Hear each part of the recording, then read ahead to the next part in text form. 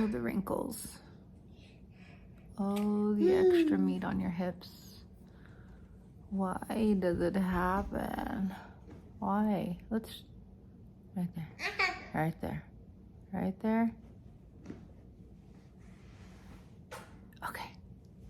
Hi, my friends. I am wearing yesterday's makeup because that's how I roll.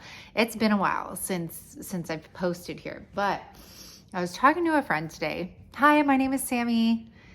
This is Sammy Veltri at home. I have a... I'm a mess. Can you tell I don't do vlogs? But my name is Sammy. I am Sammy Veltri at home. Ew, hair. And I have a DIY channel here on YouTube, but sometimes I post on this channel. And I wanted to post today because I was talking to my best friend Joanna, and there was so many moments this past weekend at For the Love of Junk weekend that really just stood out about how you can touch the lives of like other people, and how sometimes, you know, there's no coincidence, kind of, you know, sometimes I believe everything happens for a reason, but, and, my girlfriend Joanna, when I was telling her these stories, was like, it's crazy because, you know, we're given this gift to create, and that's, you know, whether that be creating relationships or creating like DIYs or, you know, whatever. And it's a beautiful gift, and how, you know, some people are in a funk and they don't feel inspired to create.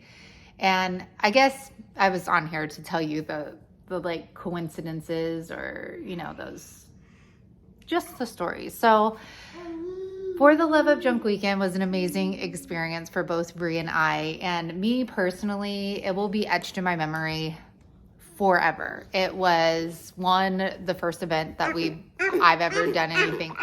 You guys, this is literally a vlog. I'm holding it in my hand. It was an event that I've never done before. And,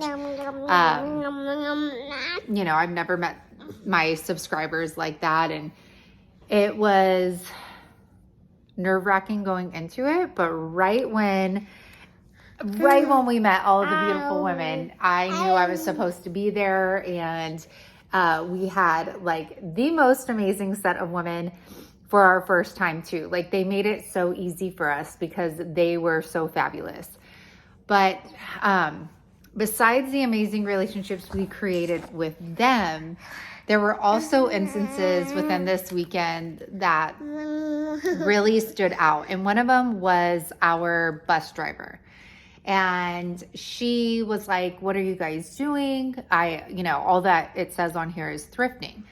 And so we explained to her like what we do and stuff. And she started sharing how she was a DIYer herself. And, you know, she shared pictures with me and stuff. Yeah. So when we get to Market Street to start our upcycling, you know, Brie and I were like, we should invite her in. And so I went up to her and I said, hey, like, we would love for you to come in and create with us if you can.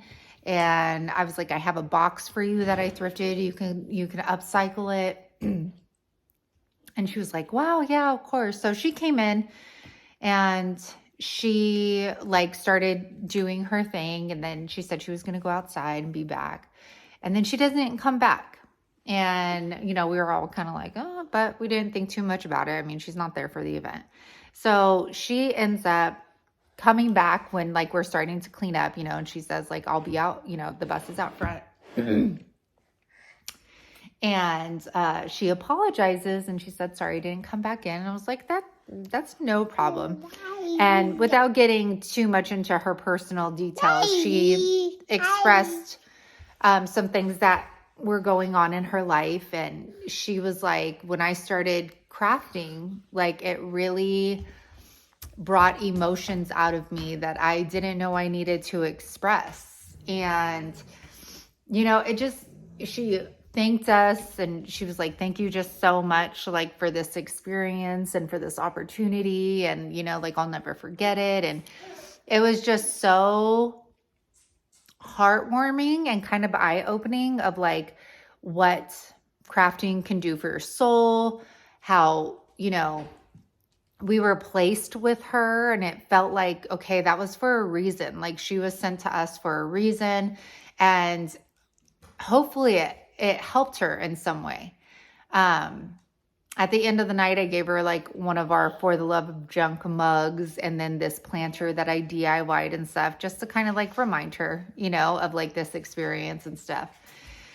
And not only did that happen, but we get to the restaurant that same evening, and we had a wonderful waitress, Claire, and she had said we were a big table. We had separate checks.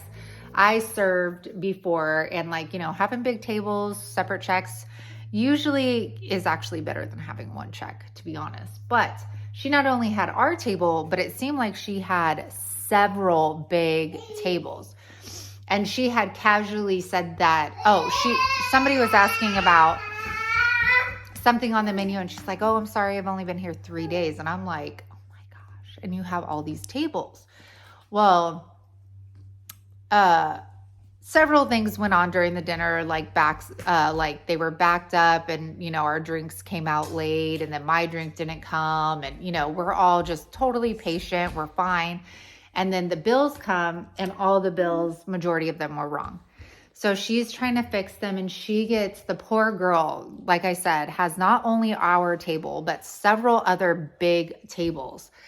And she starts getting flustered, and she actually takes a seat, and she is tearing up, and all the women at our table were like, honey, it's okay. You're fine. We're fine. Like, you take your time. Like, we're in no rush. At one point, we were just like, start passing the checks out and people will start paying, and she really wanted to fix it. Hey, Montgomery. And, she was trying her best. The girl was trying her best. I'm sure they were understaffed. And, when we left, I made, during the event, this like cheese box with butterflies on it and stuff. And I left that on the table for her and wrote her a little note just saying that like every day is not going to be a hard one. You did an amazing job, and something else. And sorry, here we go again. And it just like made me like think that like we were put in that restaurant with Claire for a reason, because she could have had a table that treated her like garbage because of all the instances that happened that night. What? Whoa, gosh, you scared me, girlfriend. And it could have been worse, or she could have quit, or she, and she got, because I've been there. I've had those tables where people are just mean and rude and not understanding and impatient. And it's really hard. And she was obviously already upset and flustered. And then if she would have gotten that like one table, you know what I'm saying, that set her off like that, she could have quit that job, or I don't know. And I'm so grateful that we had a group of ladies that were kind and generous and, thoughtful, because yeah, just like the whole day, it was crazy how things just kind of just didn't seem like coincidence to me. But with those stories, my friend Joanna was talking about the creating, and how our bus driver, how she didn't feel like creating. She had lost her passion, and then we invited her in, and she was, and it brought those emotions out of her and stuff. And she was like, you'd be surprised, like, what creating and like what you do and how it inspires and stuff like that. And she was like, you guys should have a group or something of people who have lost their inspiration to craft. And I just started, I don't know, thinking about all the people out there. And I get comments all the time, that are like, I Okay. I get comments, you know, that are like, I have all this crafting stuff, but I have not been motivated, and I don't know where I'm going with this, to be honest. I have no idea where I'm going with this. I know that I wanted to say sometimes, you know, there are no coincidences. Everything happens for a reason. At times. And also just, you know, if you've lost the motivation, try getting some things out. See what happens. See if it brings up joy for you, or maybe it brings up things that you didn't know you needed to deal with.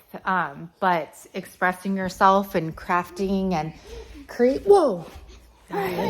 Oh, you think it's funny? Not my back, lady. You